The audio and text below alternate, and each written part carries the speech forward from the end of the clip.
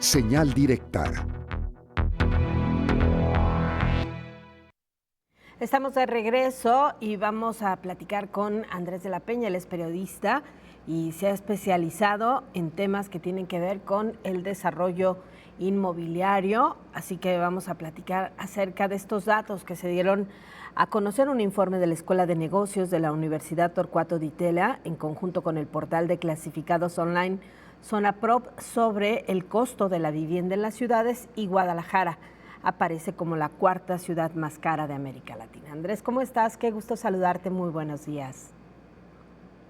Buenos días, Sonia, José. Muchas gracias por la invitación. Muy bien por acá, amaneciendo un poco frío, como ha sido los últimos días.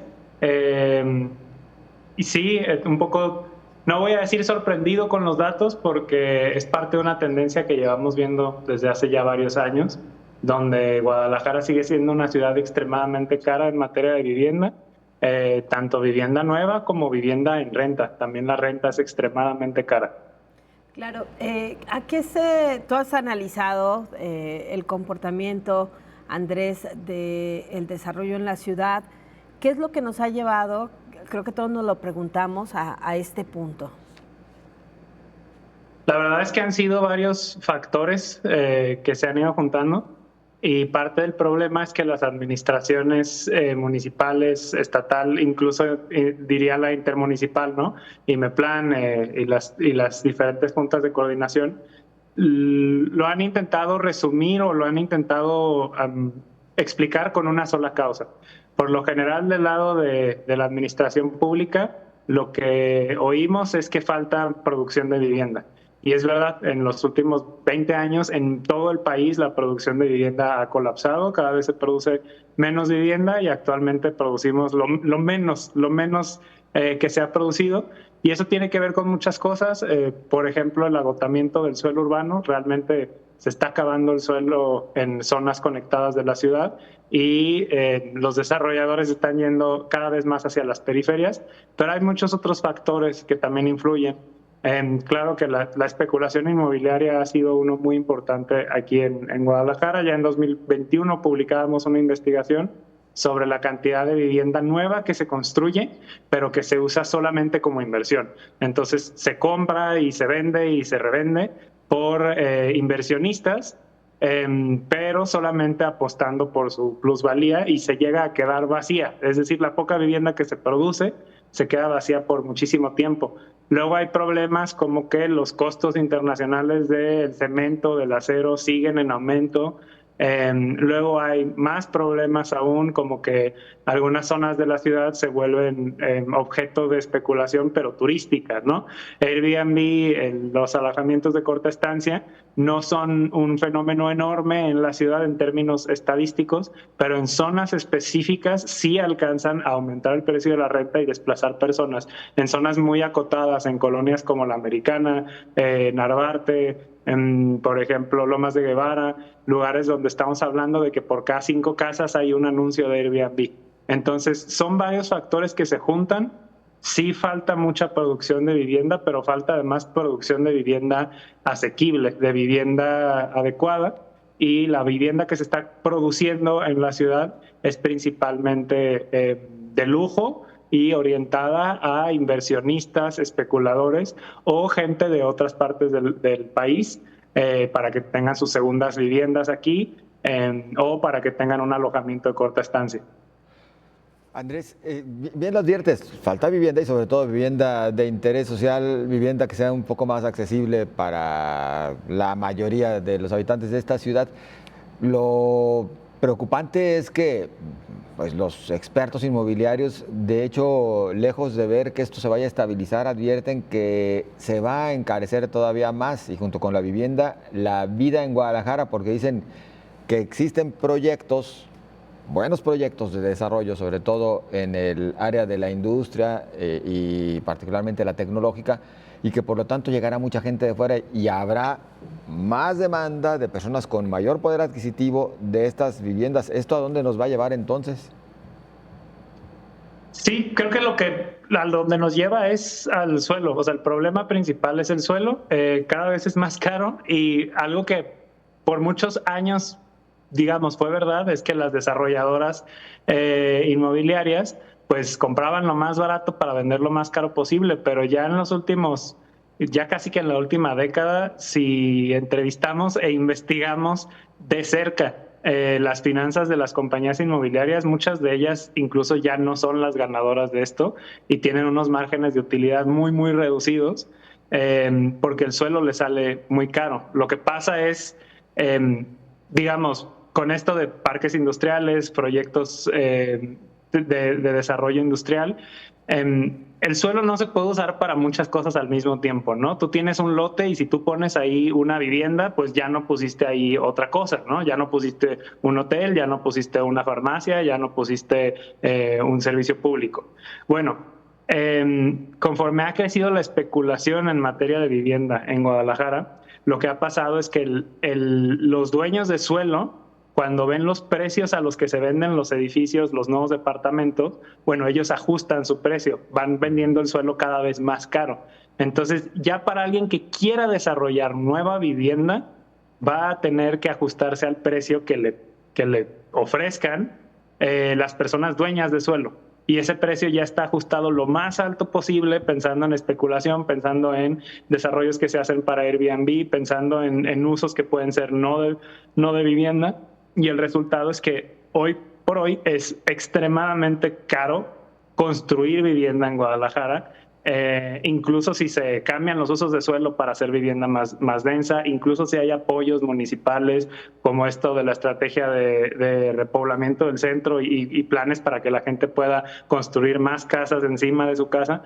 Incluso con estas medidas, el hecho es que la demanda especulativa, no la demanda de gente que quiere venir a vivir, sino la demanda de inversión es tan fuerte que el precio del suelo no baja y no baja y no baja. Y ya los desarrolladores inmobiliarios lo advierten y lo dicen. Ya muchos dicen, yo no desarrollaría un proyecto nuevo en Guadalajara porque el margen de utilidad es chiquitito. Incluso si lo hicieran de lujo, incluso si lo hicieran para inversionistas. Y muchos ya se están yendo a lugares como Puerto Vallarta, o Colima, o Nayarit, o Chapala y Ajijic, ¿no? Ya muchos están hasta saliendo de la ciudad, pero claro que vamos a seguir viendo desarrollos, no se va a acabar, solamente se está agotando, digamos, incluso el modelo basado en inversión.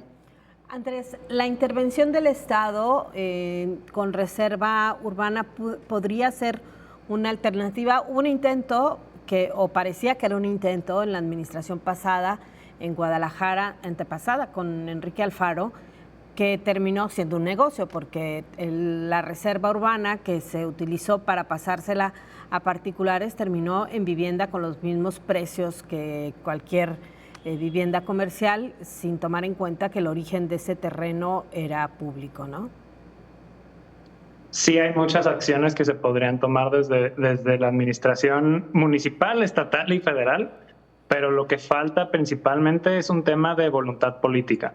Por ejemplo, en materia de regular los alojamientos de corta estancia, ya habían algunas iniciativas, ya se frenaron y ahora a las personas a las que están volteando a ver muchos legisladores y legisladoras para decidir qué se hace con Airbnb es a los anfitriones y a las personas que están invirtiendo en Airbnb y no están realmente volteando a ver el resto de la problemática o incluso están intentando minimizar el problema y decir que es un tema como de que los datos no dicen que Airbnb afecta a la vivienda, a pesar de que es algo que está demostrado en muchas ciudades del mundo, incluyendo Guadalajara.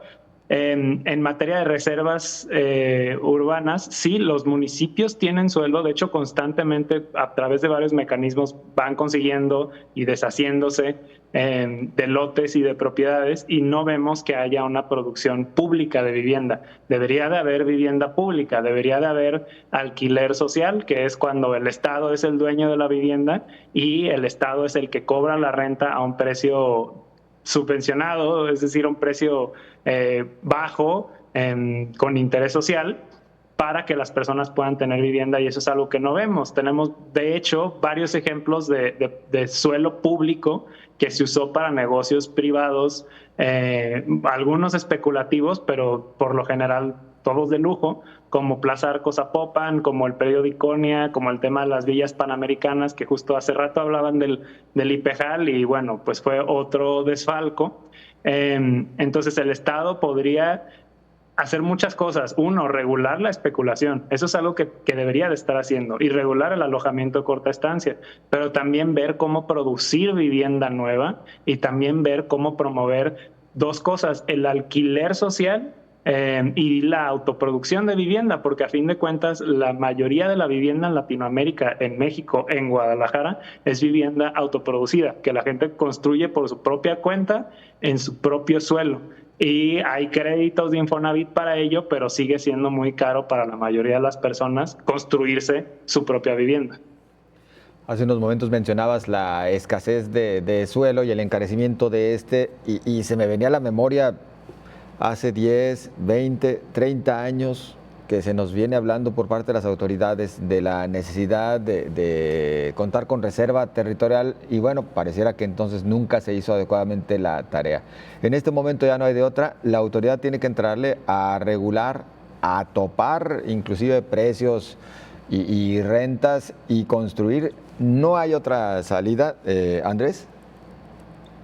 No, porque realmente tenemos que voltear a ver lo que pasa en todo el mundo y en varias ciudades cuando los mercados de vivienda han llegado a estos niveles como de agotamiento. La única solución es inevitable que el Estado entre primero a producir de alguna manera. Ya se hace subvencionando la renta, con esquemas de financiamiento, apoyando la producción, o incluso el Estado produciendo. Está, por ejemplo, la Estrategia Nacional de Vivienda y este tema del gobierno federal de producir 1 millón de viviendas, 500,000 de Infonavit, 500,000 de Conavi.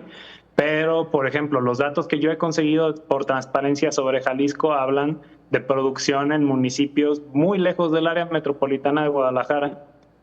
Y yo hasta ahora no he visto cifras de que en esta estrategia se esté produciendo nueva vivienda en Guadalajara, en Zapopan, en Tlajomulco, en Tonalá. Bueno, en El Salto creo que hay algunas viviendas que se están produciendo, pero como bien dices, José, no hay de otra. El Estado tiene que entender que ya lo alcanzó la realidad.